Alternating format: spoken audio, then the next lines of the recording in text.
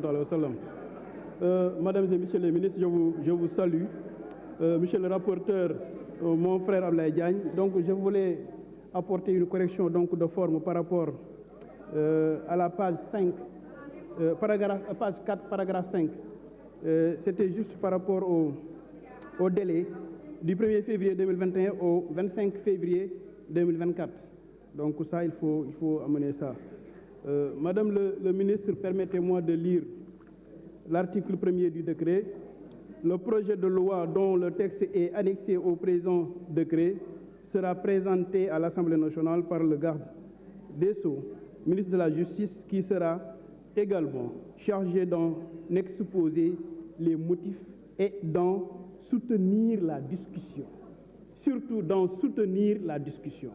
Et c'est là où on vous attend. C'est parce que c'est là où se trouve la véritable question. Parce que Sénégalais yi dañoo bëgg a xam te comme Sénégalais yi dañoo bëgg a xam yow lañ sant ci décret bii ne yow yaa war a ñëw xamal Sénégalais yi wax leen Sénégalais yi lan moo nekk ci biir loi bi ba ñoom ñu xam ko. Et loolu c'est très important parce que moo tax la loi elle est impersonnelle su boobaa ñu xam ne lii c'est pour askanu Sénégal te loolu da nga ko war a dégg bu baax yaa nga ko war a expliquer Sénégalais yi. te ci biir loolu moo tax ñu lay laaj madame le ministre, est-ce que cette loi est à portée générale? Est-ce que cette loi est à portée générale?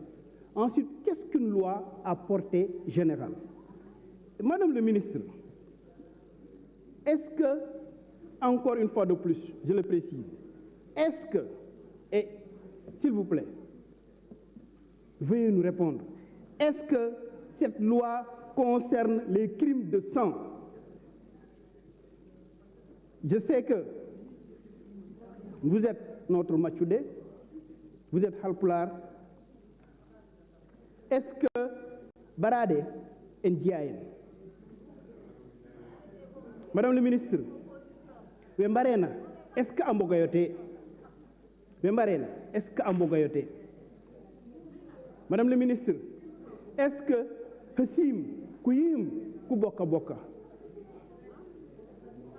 C'est une question très importante. Pourquoi j'ai posé cette question en 4 voire 5 langues nationales? Pour que chacun puisse voir la loi, interpréter la loi et savoir quelle est la place des victimes.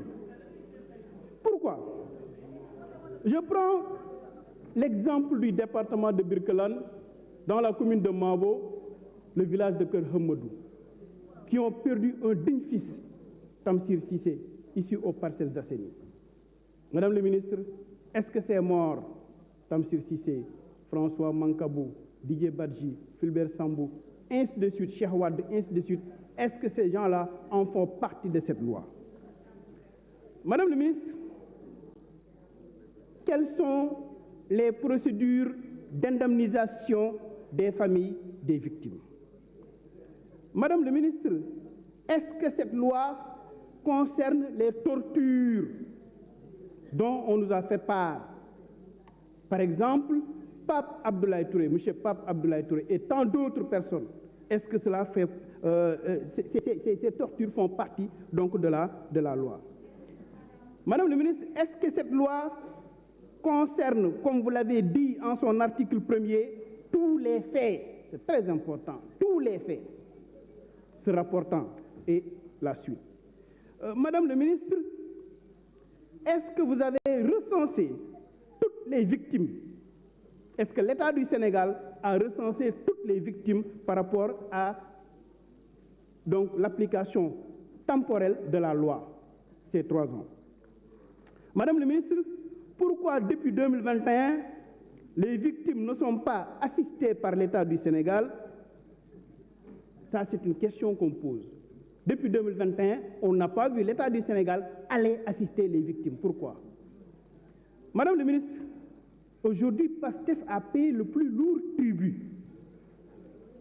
Aujourd'hui, PASTEF a pris en charge ces blessés, ces victimes, et toujours on est au CV donc de ces blessés.